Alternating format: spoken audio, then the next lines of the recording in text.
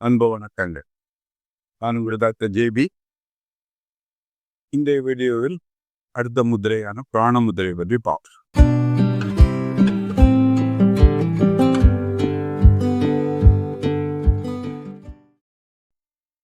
இது ஒரு மிக மிக முக்கியமான ஒரு முதிரை. போன வாரம் தூய்மைப்படுத்த முதிரைன்னு ஒரு முதிரை பார்த்தோம். உடலில் உள்ள கழிவுகளை வெளியேற்ற. இப்ப கழிவுகளெல்லாம் வெளியேறின உடல்ல சக்தியை அதிகப்படுத்தக்கூடிய ஒரு முதிரை. அதான் பிராணம். முதல்ல பிராணம் என்றால் என்ன, அதை பத்தி பார்ப்போம்.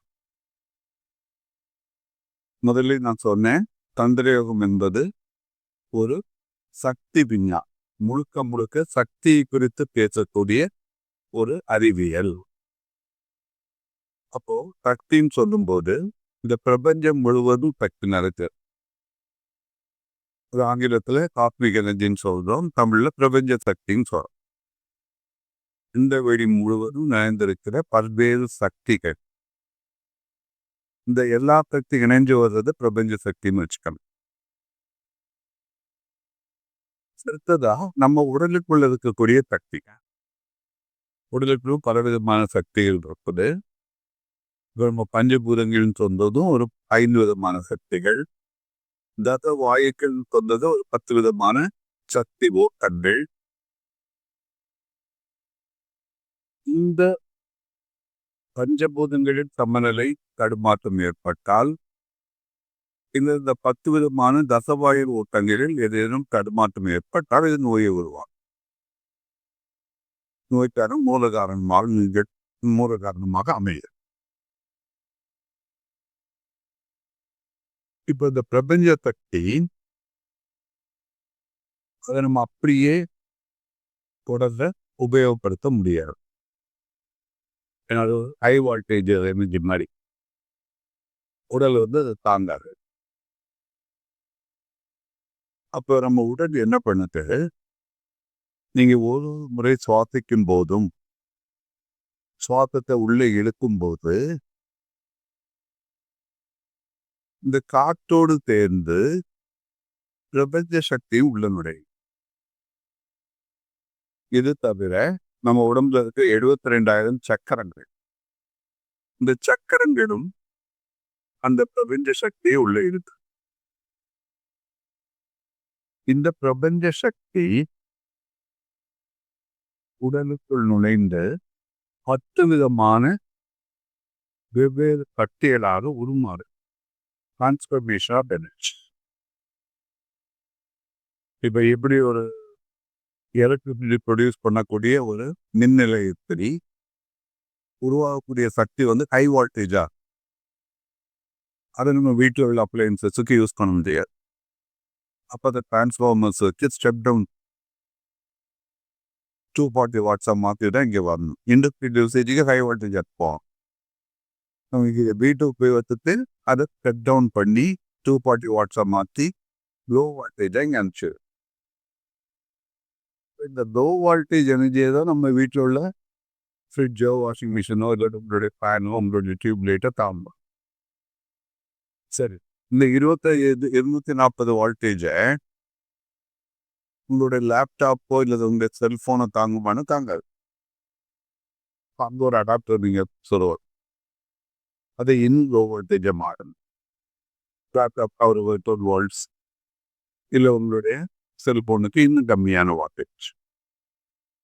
அதே மாதிரி தான் பிரபஞ்ச சக்தி என்பது ஒரு high energy, high vibration energy. அதோட ஃப்ரீக்வன்சி ரொம்ப அதிகமாக இருக்கும். அதை உடல் அப்படியே உபயோகப்படுத்த முடியாது. அப்போ உடல் பிரபஞ்ச சக்தியை உள்வாங்கி 10 விதமான சக்திகளாக மாற்றுவது. எப்படி நீங்க ஒரு ஆப்பிளை சாப்பிட்டு அந்த ஆப்பிள் அப்படியே உடம்புல உட்கல்ல போய் சேர்றார், அது டைஜஸ்ட் ஆகி பல வேதியியல் மாற்றங்கள் அடைந்து கொஞ்சம் கொஞ்சமா அது சின்ன சின்ன மாலிகுலாக மாறி கெமிக்கல்ஸாக மாறி செல்லுக்கு போய் சேரலாம். அதே மாதிரி தான் இங்கேயும் நம்ம சுவாசிக்கிற அந்த காற்று சில சக்கரங்கள் உள்ளே இழுத்து கொண்ட அந்த பிரபஞ்ச சக்தி உடலில் 10 விதமான வாயுக்களாக வாயுக்கள் அப்படின்னா இந்த இடத்துல நீங்க எனர்ஜி கரண்ட்ஸ், சக்தி ஓட்டங்கள்னு எடுத்துடும். 10 விதமான சக்தி ஓட்டங்களாக உருமாற்றம் தருது. பிரபஞ்ச சக்தியை பிராணா அப்படின்னு சொல்லலாம். காஸ்மிக் பிராணா. இந்த காஸ்மிக் பிராணா உடலுக்குள் 10 விதமான பிராணங்களாக மாறுகிறது. அதைத்தான் தத்த வாயுக்கள், 10 வாயுக்கள் அப்படின்னு சொல்லும். இதுல 5 முக்கியமான வாயுக்கள், 5 உப வாயுக்கள். இது வேறொரு வீடியோன்னு நம்ம இன்னும் டீட்டெயிலாக பார்க்கலாம். இந்த 5 விதமான முக்கிய வாயுக்கள் எதுன்னு பார்த்தீங்கன்னா, முதலாவதாக பிராணன். பிராணன் என்பது காஸ்மிக் எனர்ஜி. அது உடலில் நுழைந்து பிராணனாக மாறும். முதல் வாயு பிராணன். அடுத்தது அபான். அதுக்கு அடுத்தது பார்த்தீங்கன்னா உதான், விதான், சமான். இப்படி 5 வாயுக்களாக முக்கிய வாயுக்களாக பிரியும். அதுக்கப்புறம் 5 உப வாயுக்கிட்ட ஒரு வாய்க்கும் உடம்புக்கு ஒரு குறிப்பிட்ட செயல்பாடு உண்டு. ஒரு குறிப்பிட்ட பணி உண்டு. அது என்னங்கிறதோ அந்தந்த வாயு பார்க்கும்போது நம்ம பார்க்கலாம். இப்போ பிராண சக்தி என்ன பண்ணுது அப்படின்னு பார்த்தீங்கன்னா, உடலுக்கு தேவையான சக்தியை தருது. இந்த பிராண சக்தியை தான் நமக்கு உயிர் சக்தின்னு சொல்லும். அப்போ ஒருத்தர் உயிர் போயிடுச்சுன்னா பிராணம் போயிடுச்சு அப்படின்னு சொல்லும். பிராணனை விட்டுட்டான், ஏயா என் உயிரை வாங்குறேன் அப்படின்னு சொல்றது ஏயா என் பிராணனும். அப்போ பிராண சக்தி உயிர் சக்தி. இந்த பிராண சக்தி உங்க உடம்புல நல்ல வலுவாக இருந்தால், ஆக்டிவா இருந்தா, உங்களுடைய உடலும் மனமும் மூளையும் நல்ல சுறுசுறுப்பாக வேணும். பிராண சக்தி குறைபாடு இருந்தால் உடல் சோர்வடையும், மனம் சோர்வடையும், மூளை சோர்வடையும். அப்ப எல்லாரும் முதல்ல உங்களுடைய சக்தி நிலையை ஏற்றிக்கணும்னா பண்ண வேண்டிய முதலே பிராணம். ரொம்ப சிம்பிள் தான். கடைசி 2 விரல், இந்த லிட்டில் ஃபிங்கர், சின்ன விரல், மோதிர விரல், 2ஓட நுனிப்பகுதியை பெருவிரலோட நுனிப்பகுதியோட இணைச்சோம். எத்து தொட்டுட்டு இருந்தா போதும், அடுத்த வேண்டாம். இந்த மிச்ச 2 விரல்களுக்கு பாருங்க, சுட்டு வரலும் நடுவிரல், அது 2 ஒன்றோடு 2 இணைந்து ஸ்ட்ரெயிட் ஆகும். கிளியர் ஆகுதுன்னா வழிவல் போகிறாங்க. 2 கேள்வியும் இப்போ காட்டுறதுக்காக இப்படி பண்றோம். அதாவது இப்போ நம்ம பண்ணும்போது இப்படி உள்ளங்கை வானத்தை பார்த்து வச்சுக்க, உடம்புல கையை வச்சுக்கோ, நிமிந்துப்பா. கழுத்து முதுகு நேராக இருக்கட்டும். நல்லா நிமிந்து உட்காந்துட்டு கால்கள் 2 தரையில பதிய வச்சுட்டு இந்த பிராண முத்திரையை ஒரு 15 நிமிஷம் 15 நிமிஷம் பண்ணும்போது உங்களுடைய உடலின் சக்தி நிலை பல மடங்கு அதிகரிக்கும். உடல்ல புத்துணர்ச்சி வரும், ஒரு சுறுசுறுப்பு வரும். பிராண சக்தி உள்ள நுழைஞ்ச உடனே உங்களுக்கு ஒரு உத்வேகம். எப்படி நம்முடைய செல்போன்ல சார்ஜ் கம்மியாகும்போது உடனே நம்ம போய் ஒரு பிளக்ல போட்டு சார்ஜ் ஏற்றுறோமோ, அதே மாதிரி நீங்க ஒரு செயலை செய்து கொண்டிருக்கும் போது உடல் திடீர்னு கொஞ்சம் சோர்வடைந்தால் உடனடியாக அந்த பிராண முத்திரை பண்ணுங்க. உடலின் சக்தி நிலை உயரும், உடலும் மனமும் சுறுசுறுப்பாகும். இந்த குழந்தைங்க சாலையில எக்ஸாமுக்கு படிக்க எழுப்புவாங்க. 5 மணிக்கு போட்டீங்கன்னா அவங்க ஒரு ஆக்டிவ் ஆகுறதுக்கு ஒரு 1/2 மணி நேரம் 1 மணி நேரம் ஆகிடும். புக் எடுத்து கையில் வச்சாலே தூக்கம் வர மாதிரி இருக்கும். இப்போ இந்த தூக்கத்தை விரட்டி அடிக்க ஒரு அருமையான முத்திரை இந்த பிராண முத்திரை. எழுந்த உடனே குழந்தைங்க இந்த பிராண முத்திரை பண்ணா, 6 வயதுக்கு மேற்பட்ட குழந்தை இந்த பிராண முத்திரை பண்ணா இம்மிடியேட்டா உடல் ஆக்டிவேட் ஆகும், மனம் சுறுசுறுப்படையும், மூளை சுறுசுறுப்பாகும், கற்கும் திறன் அதிகரிக்கும். ஸோ எல்லாரும் இந்த பிராண முத்திரை பண்ணலாம். ரொம்ப சிம்பிளான முத்திரை தான். பெரியவங்க 15 நிமிஷம் குழந்தைகள் ஒரு 8 நிமிஷம் பண்ணா போகும். 6 முதல் 12 வயது வரைக்கிற குழந்தைகளுக்கு 8 நிமிஷம் போகலாம். ஒரு 15 வயது வரைக்கும்னா 10 நிமிஷம் போகும். 21 வயசுக்கு மேலே 12 நிமிஷம் போகும். ஸோ எந்த ஒரு முதிரையா இருந்தாலும் அது வேலை செய்ய கிட்டத்தட்ட ஒரு 8 நிமிஷம். சில முதிரைகள் விதிவிலக்கு போகின்றது. பஞ்சபூத முதிரைகள் 5 நிமிஷம் போதும், சில முதிரைகள் 4 நிமிஷம் போதும்.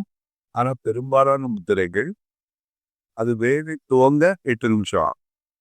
மினிமம் 8 நிமிஷம் பண்ணணும். மேக்சிமம் 15 நிமிஷம் பண்ணா போதும். இங்கே கவனிக்க வேண்டிய விஷயம் என்ன? பிராண முத்திரை பண்ணும்போது உங்களுடைய உடல் சுறுசுறுப்பாகும், மனம் சுறுசுறுப்பாகும். நீங்கள் ஆக்டிவ் ஆயிடுவது. காலையில் எழுந்த உடனே தூய்மைப்படுத்தும் முதிரை பண்ணிட்டு முதல்ல தூய்மைப்படுத்தும் முதிரை இதை முடிச்சுட்டு அடுத்த பிராண முதிரை பண்ணீங்கன்னா இந்த பிராண முதிரை பண்ணா நாள் ஃபுல்லாக சுறுசுறுப்பாக இருக்கும். இடையில எப்போது ஒரு 10 தேய்ச்சும் திருப்பி அதை பண்ணுங்க. உடனே சுறுசுறுப்பாகும். சார்ஜ் ஏறி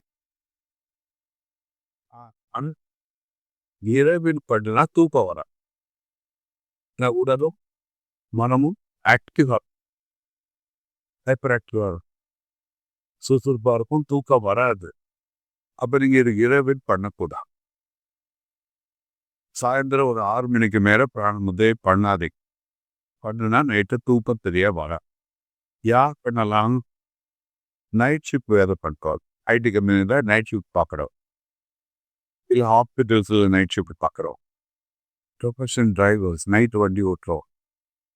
இல்லை செக்யூரிட்டி போர்ட் நைட் டியூட்டி பார்க்குற செக்யூரிட்டி ஆர்டர்.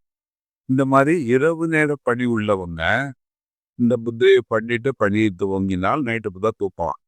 ஒருவேளை 2 மணி 3 மணிக்கு கொஞ்சம் உடம்பாத்து இந்த மாதிரி இருக்குது தூக்கம் வர மாதிரி இருந்தால் உடனடியாக அந்த முதிரையை பண்ணுங்க. தூக்கம் கலைஞ்சிடும். உடனடியாக பலம் தெரியும். அருமையான முதிரை உடனே பண்ண ஆரம்பிச்சு ஞாபகம் வச்சுக்க வேண்டியது என்ன? இரவு பண்ணினால் தூக்கம் வராது. பகலில் பண்ணீங்கன்னா நாள் முழுவதும் சுறுசுறுப்பாக இருக்கலாம். ஸோ முதிரை தூய்மைப்படுத்தும் முத்திரை அது 15 நிமிஷம் பண்ணி முடிச்சுட்டு உடனே பிராண முதிரை 15 நிமிஷம் பண்ணணும். எந்த முதிரையாக இருந்தாலும் வெறுமயத்தில் பண்ணும்போது பலம் அதிகம். முழுமையான பலன் வரணும்னா வெறுமயத்தில் பண்ணுங்க. காலையில் இருந்து ப்ரெஷ் பண்ணிட்டு ஒருத்தவங்க தண்ணி வேணா குடிச்சுக்கோ. பிடிச்சிட்டு முதிரையை பண்ண ஃபுல் சமுத்திர பண்ணா என்ன ஆகும்? முதிரை வேகத்தை சரியா நீ நல்ல வேகத்துக்குள்ள சாப்பிட்டுட்டு உட்காந்து பண்ண முதிரை வேகத்தை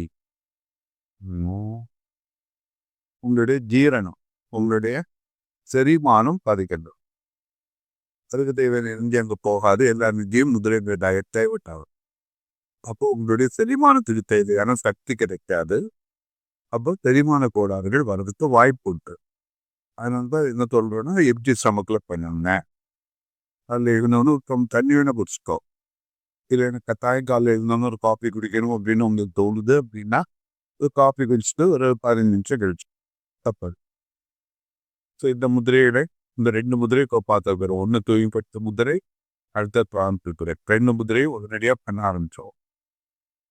குறைந்தபட்சம் 1 மாதமாவது பண்ணணும். 2 மாதம் பண்ணுறது இன்னும் நல்லது. குறைந்தபட்சம் 1 மாதம் பண்ணணும். அது இப்போ 15 நாண்டி நல்ல பலம் தெரிய ஆரம்பிச்சிடும். இது 1 மாதம் தொடர்ந்து பார்க்கணும். அடுத்த வாரம் இதொரு முதிரையோடு சந்திப்போம். அது வரைக்கும் உங்களிடம் விடைபெறுவது டாக்டர் ஜேபி.